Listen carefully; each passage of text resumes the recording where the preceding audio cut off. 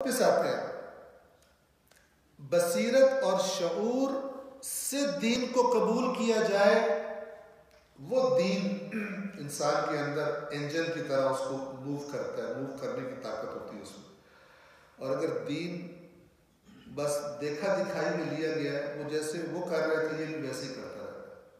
اس دین میں طاقت نہیں ہوتی کہ بندے کو موو کرے، اس کے اندر تحریک پیدا کرے، اس کے اندر طوفان پیدا کرے. رسول کو ایک ہے ماننے سے پہلے کی سٹیج، اور ایک ہے رسول اللہ کو شعور اور بصیرت کے ساتھ مان لینے کے بعد کی سٹیج. مثال، ایک ہے ڈاکٹر کو ڈاکٹر ماننے سے پہلے کی سٹیج، اور ایک ہے ثابت ہو گیا سالڈ ویلڈ دلائل سے کہ یہ ڈاکٹر ہے، یہ مستند معتبر ڈاکٹر ہے. یہ دو الگ الگ جگہ. عقل کیا کہتی ہے کہ اگر آپ نے علاج کرانا ہے پہلے تحقیق کرو یہ ڈاکٹر ہے بھی کہ نہیں. بے وقوف لوگ، کم علم لوگ، ایم جو ڈاکٹر نہیں ہوتے، عطائیوں کے پاس چلے جاتے ہیں. اور بعض عطائی ڈاکٹروں کی باتیں سن سن کے اس لیول پہ پہنچے ہوتے ہیں کہ وہ جو صحیح ڈاکٹر ہوتے ہیں انہیں بے وقوف سمجھتے ہیں. عطائی ڈاکٹروں نے انہیں ایسا جادو کر دیا ہوتا ہے ان پر اپنی باتوں سے کہ ان کو صحیح والوں کو غلط سمجھتے ہیں. جب انسان کو پتہ چل جاتا ہے، کیا کرتے ہیں لوگ، انسان کو جب پتہ چل جاتا ہے کہ یہ ایک صحیح معتبر قانونی ڈاکٹر ہے، تو پھر وہ ڈاکٹر اسے سخت سے سخت علاج بھی سجیسٹ کرے، حتیٰ کہ آپ کی ٹانگ کاٹنی پڑے گی، آپ کا بازو کاٹنا پڑے گا. عقل مند کیا کرتا ہے، اس کی بات مانتا ہے، اس ڈاکٹر کی بات مان لیتا ہے. لیکن یہ کب ہے، جب اس کا ڈاکٹر ہونا صحیح طرح تحقیق کر کے ثابت ہو جائے گی ڈاکٹر سے. اسی طرح ایک رسول اللہ کو ماننے سے پہلے کی سٹیج ہے اور ایک رسول اللہ کو ماننے کے بعد کی سٹیج. اگر انسان نے شعور اور بصیرت سے اللہ کے نبی کو تسلیم کر لیا کہ اللہ کا نبی ہے، پھر اس کو یہ حق نہیں ہے کہ رسول پاک حکم دے اور وہ کہے میں چیک کروں گا. جو کہتا ہے میں چیک کروں گا، اصل میں اس نے رسول کو ایک معصوم اور اللہ سے کنیکٹڈ ہستی کے طور پہ قبول ہی نہیں کیا. اس رسول کو قبول نہیں کیا. اور اسی سے کنیکٹڈ ایک بات سن لیں، پریکٹیکل مثالوں سے بات زیادہ واضح ہوتی ہے، اور خاص طور پر وہ پریکٹیکل مثال ہے کہ جس میں معاشرہ بعض اوقات مبتلا ہو.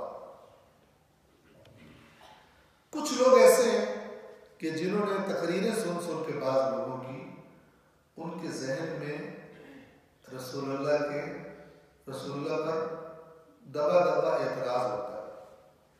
ٹھیک، توجہ فرمائیے، مجھے نہیں معلوم میں نے پہلے اس کا تذکرہ کیا یا نہیں کیا.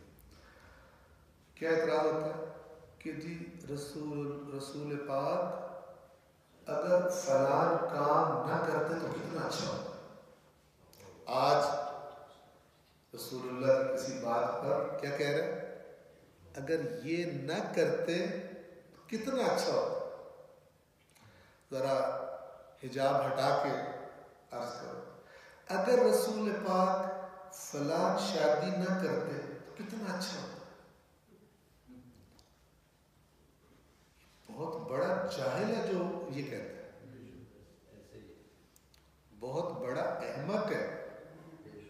یہ میں عرض اس لیے کروں کہ میں نے یہ والی بات جو میں آپ سے کہہ رہا ہوں اس سے زیادہ بدترین طریقے سے خود اپنے کانوں سے سن لی، اسٹیج سے خود اپنے کانوں سے سن لی. اور میں وہ الفاظ بول نہیں سکتا کہ جو اس خطیب نے استعمال کیے تھے، یہاں پہ بول نہیں سکتا. رسول اللہ کی توہین ہوتی ہے. اتنے بھونڈے طریقے سے اس نے یہ بدتمیزی کی تھی. سامنے بیٹھے ہوئے لوگوں نے سن کے نعرہ مارا تھا. یہ میں اس کو بڑا سافٹ کر کے بیان کروں، رسول پاک یہ شادی نہ کرتے تو کتنا اچھا ہوتا. اس جاہل سے کوئی سوال کرے کہ اگر تو کہہ رہے کہ رسول پاک نے جو کام کیا وہ انہیں نہیں کرنا چاہیے تھا، تو نے پھر ان کو معصوم کب مانا؟ ہم سب اپنے آپ کو چیک کریں دلوں کے اندر سے، اگر اللہ کے نبی کے کام پر اعتراض ہے، ابھی ہمارا رسالت پر ایمان ہی ٹھیک نہیں، اور جس کا رسالت پر ایمان نہیں ہے امامت وغیرہ کو بھول جائے وہ کہ بعد میں آتی ہے، رسول اللہ ہے تو بعد میں امام ثابت ہوتے ہیں۔ جس کو رسول کی بات پر تھوڑا بہت بھی پرابلم ہے، ایک دفعہ سمجھ نہ آنا اور انسان سوال کرے، یہ کوئی پرابلم نہیں، لیکن ایک دفعہ جسارت یہاں تک کرے کہ یہ نہ کرتے تو بہتر تھا، اس سے سوال کیا جائے کہ وہی رسول اللہ پر آتی تھی یا وہی تجھ پر آتی ہے؟ تجھے اللہ نے وہی بھیجی ہے کہ ہمارے رسول نے یہ کام کیا، اس سے بہتر تھا یہ نہ کرتا۔ اس طرح بے لگام لوگوں کو دے دیا گیا منبر۔ جب اپنے مسلک کی بات ثابت کرنی ہو تو کیا کہتے ہیں؟ وما ينطق عن الهوى، قرآن یاد آ جائے، یہ اپنی خواہش سے تو بولتا ہی نہیں، ان هو الا وحی یوحی، یہ اور کچھ نہیں، ایک وحی ہوتی ہے جو اللہ کی طرف سے اس کی طرف بھیجی جاتی ہے، تب وہ کلام کرتا ہے جب اپنی بات ثابت کرنی، مسلکی بات، اور وہ بات کہ جو تیری پوری عقل کے اندر نہیں آ رہی، اس پہ تو کیا کہتے ہیں، اس وقت تو بھول جاتا ہے کہ وحی کے ذریعے کلام کرتا، کہتے ہیں کہ نہ کرتے تو بہتر۔ یہ کب ہوتا ہے، کب لوگوں کی جرات پیدا ہوتی ہے منبر سے یہ باتیں کریں؟ جب انہیں پتا ہوتا ہے سامنے بیٹھے ہوئے بھیڑے اور ان کو سمجھ بمجھ کوئی بات نہیں آتی۔ جب یہ حالت ہو جائے تو پھر اس کے بعد ایمان اور عقیدہ وہ ویلڈ ہے جس کی آپ کے پاس دلیل موجود، ورنہ سوائے آپس میں مسلکی فرقی لڑائیوں کے کچھ نہیں بنتا۔ چونکہ جاہل لڑ سکتا ہے، جاہل گالی نکال سکتا ہے اپنے آپ کو بڑا مذہب کا خدمت گزار سمجھ کے، لیکن اس سے پوچھا جائے، کہتے ایک صاحب کو جذبہ چڑھا جہاد پہ جانے کا، اور انہوں نے جہاد پر ایک کافر کو گرا لیا اور اس کو بندوق سیدھی کر دی مارنے کے لیے، اور کہا کہ آج تجھے مار کے جنت پکی کرانی میں نے۔ تو اس نے کہا کہ ایسے بھی مجاہد ہوتے ہیں، تو اس نے کہا کہ کوئی صورت ہے تمہارے دین میں کہ میری جان بچ سکے؟ تو اس نے کہا کہ نہیں، اس نے کہا کوئی تو ہوگی تمہارے دین میں۔ تو اس کی موٹی عقل میں ایک بات آ گئی مجاہد کی، اور اس نے کہا کہ ہاں ایک صورت ہے کہ تو کلمہ پڑھے، اگر تو کلمہ پڑھ کے مسلمان ہو جائے تو بچ سکتا ہے۔ تو اس نے کہا میں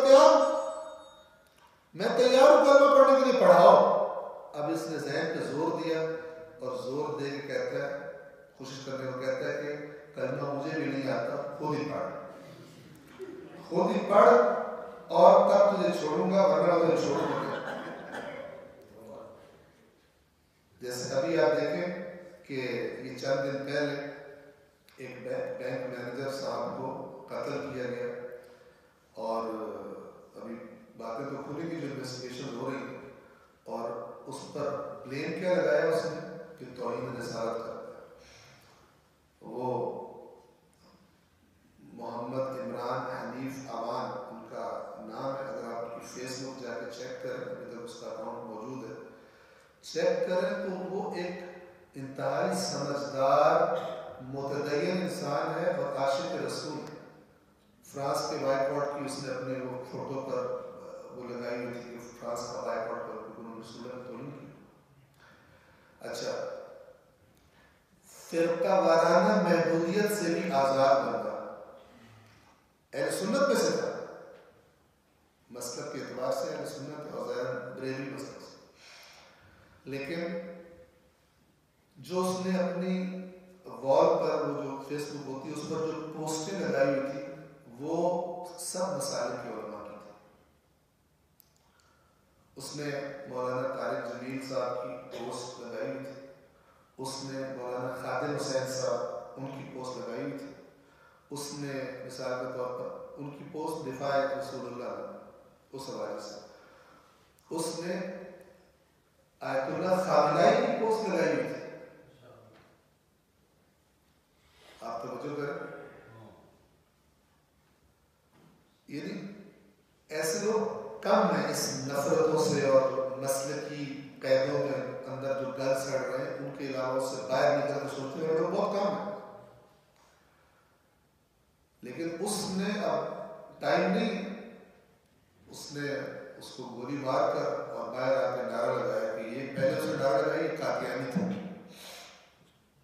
بعد میں پتہ چلا قادیانی تھا, پھر ساتھ میں اور باتیں لگا رہے ہیں. یہ عرض کیوں کر رہا ہوں, جاہل یا یہ کام کر سکتا ہے اور کسی سے ڈسکس کرنا بات کرنا یہ نہیں کر سکتا. اس کے پاس ہوتی نہیں ہے دلیل کہ وہ خود دلیل سے آیا نہیں ہے وہاں پر کہ کسی دوسرے کو دلیل دے سکے. اس کے پاس کوئی چارہ نہیں. اس کو کیا لگتا ہے جب اگلا بندہ بحث کرے اسے لگتا ہے کہ میری جنت گئی, اگر میں غلط ثابت ہو گیا میری جنت گئی, کیونکہ جنت اسی عقیدے کے ساتھ اٹیچ کی ہوتی ہے. تو اس میں مبتلا غیر سنجیدہ ہونا دین کے بارے میں, دین سیکھنے کے بارے میں, یہ بیماری ہے. اور اس بیماری کی جڑ ام الخبائث قرآن سے دوری, ام الخبائث. اور میں کہا کرتا ہوں کہ شیطان نے, ابلیس نے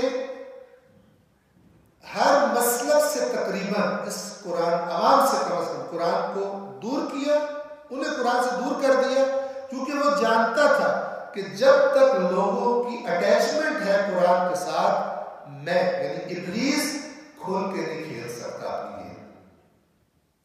لہذا پہلے اس کو نکالو ان کی زندگیوں سے, اس کے بعد کھول کے. ایک سوال پڑھیے.